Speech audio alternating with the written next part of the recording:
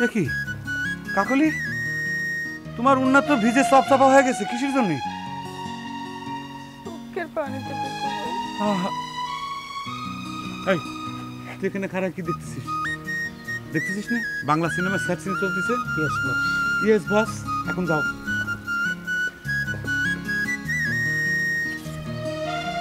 কাকুলি, তুমি এমন কান্না করেছো, উন্না ভিজে জবজবা হয়ে গেছে।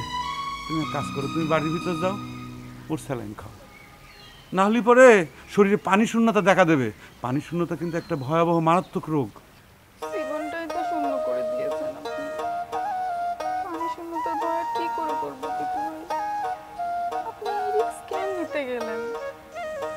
এতগুলো টাকা আপনি কি করে ইনকাম করবেন? সিটিং বাজি ছাড়া তো কোনো উপায় দেখতেছি না। আপনি আসলে মন থেকেই আমাকে চান না। মন থেকে আপনি চালি করে আপনি এই সপ্তাহে কোনোদিনও রাজি হতেন না। আপনি আপনার ফিলানটা তুলে নেন, নিয়ে আমাকে নিয়ে ঢাকায় চলে যান। না কাকুলি, না। আমি এই গ্রাম ছেড়ে কোথাও যাব না। এই গ্রামের মাটি, পানি, বায়ু, জলবায়ু সব কিছু শরীরে মাইকে আমি বড় হয়েছি। শোনো কাকুলি, আমি তোমারও যতটা ভালোবাসি, এই গ্রামটারও ততটাই ভালোবাসি। আর তোমার আব্বা মানে আমার মামা, সে যে সত্য দিয়েছে সেটা কঠিন কোনো সত্যই না। আমি যে লেখাপড়া শিখেছি, আমার কাছে ক্যালকুলেশন একদম ইজি। আমি ভুল ক্যালকুলেশন করব না। মাত্র 6 মাস তুমি বুকে ভারী একটা পাথর বাঁধি থাকো, দেখতে দেখতে পার হয়ে যাবি। আমি সফল হবই, আমারও সফল হতেই হবে কাকলি। না হলে তো আমি তোমারে পাবো না, তোমারে হারাই পাবো। সত্যি বলছেন? সত্যি বলতেছি। 6 মাসের মধ্যে আমি রেডি হয়ে যাব। তারপর আমরা 1 বছর প্রেম করব। 1 বছর পর আমাদের বাসর ঘর হবি, সেই বাসর ঘরে আমরা অভিষেক করবো। সত্যি বলতেছেন?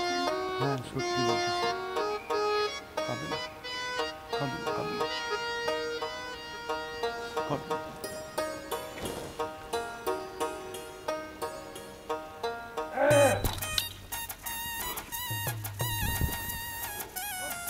শর্ত পূরণের আগে তোমারে জানি আমার বাড়ির 14 সীমানায় আর না দেখি। জি না, এখন খারাপ হয়েছে কিছু তাও দেখছেন মামা কি বলতেছে তো।